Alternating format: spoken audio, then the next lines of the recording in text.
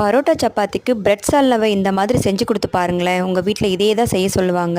வாங்க இதை எப்படி பண்ணுறதுன்னு பார்த்துடலாம். ஒரு மிக்ஸி ஜார் எடுத்துக்கோங்க. 1/4 மூடி தேங்காய், ஒரு காஞ்ச மிளகாய், 2 துண்டு பட்டை, ஏலக்காய், 1 டேபிள் ஸ்பூன் எள் சேர்த்து நல்லா தண்ணி விட்டு அரைச்சி எடுத்துக்கோங்க. அது அப்படியே இருக்கட்டும். அப்படியே அதே கடையில் 4 டேபிள் ஸ்பூன் எண்ணெய் விட்டுக்கோங்க. அதில் கடுகு சீரகம் பொரிஞ்சதும் 2 பெரிய வெங்காயம் சேர்த்து வதக்கி விட்டுக்கோங்க. கூட 1 டேபிள் ஸ்பூன் அளவுக்கு இஞ்சி பூண்டு பேஸ்ட் சேர்த்து நல்லா வதக்கி விட்டுக்கோங்க. 2 கேரட் கட் பண்ணி சேர்த்து வதக்கி விட்டுக்கோங்க. ஒரு 2 நிமிஷம் தட்டு போட்டு மூடினீங்கன்னா நல்லா வெந்துடும்.